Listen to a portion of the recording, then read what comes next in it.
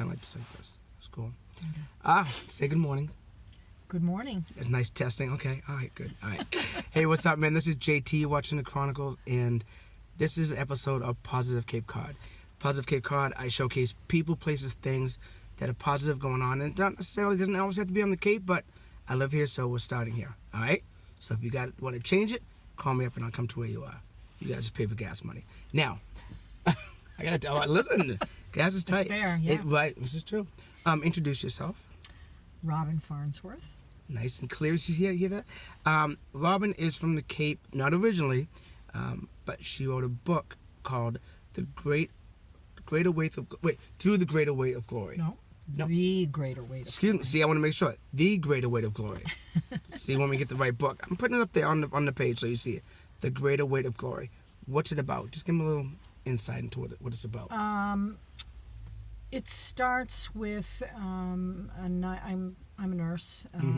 Was working in the ER and brought my son Spencer in, who had basically he was pretty much dead when he got there. He had been murdered. There had been a fight. He was a victim, unintended victim of a fight. Right. And I was the nurse on duty when they brought him in. I was the one who identified him. So the book really, it begins with that, but it really is a story of just kind of going back to my childhood, the loss of my brother, and kind of bringing you up to my son's murder, and then several years past that, and it's sort of answers the question of where is God? You know, people always say, well, where was God? You know, Right. Kind of answers that question pretty much. And some people are like, oh, I don't want to read this big religious book. Listen, and I read it. It's not all about that.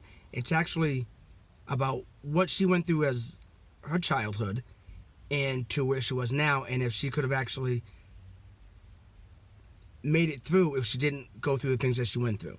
All right, so you can there's a lot going on in her life, and it's interesting, surprising, a lot of things that she surprised me. This beautiful, innocent woman sitting here that makes crochets, and I'm like, what? No, I can't crochet.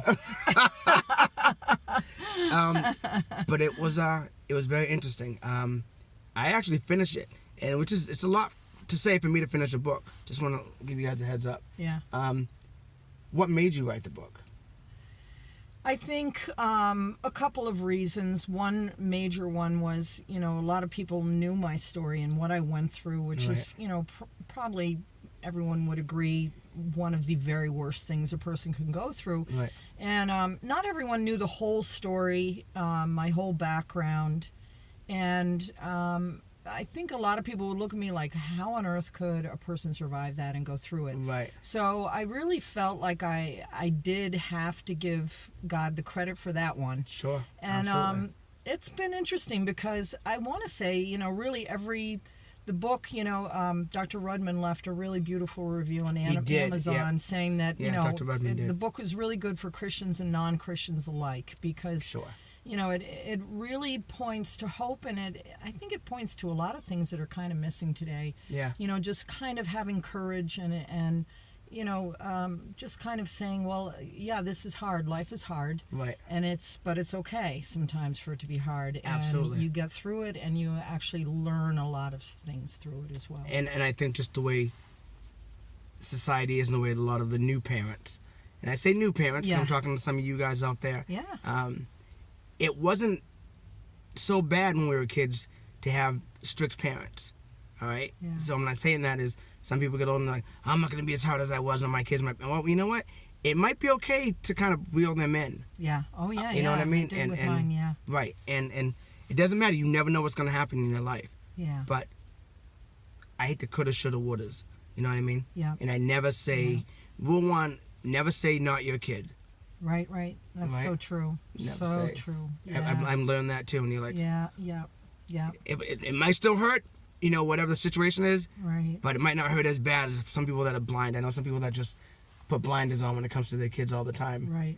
And then you try to be a parent when you're out in public. It doesn't work. If you're not a parent at home, you can't be a parent out in public. You look silly. Yeah. Yeah. Yeah. So. Yeah. But we want you to get the book. We want you to pick it up. How can they get a hold of the book? The book is on Amazon. Mm-hmm. It's also in local bookstores, the Mashpee Market Okay. Place, Parnassus, Mm-hmm. Plum Porch, Okay. Titcomb's. So yeah, it's definitely floating around the Cape. Good. Which is great. And we want people to, somebody took mine. You know who you are. I want it back. Go pick up your own. So Pick up your own. pick up your own book. Support local. That's what we do. We love it. That's it. All right. So we're just gonna give you a little insight into it, and we want you to go pick it up and support her. Robin Farnsworth. We love you guys, man. It's all about positivity. It's one love. It's one family. It's one community. So like this video, love this video, and share this video. Thank you guys.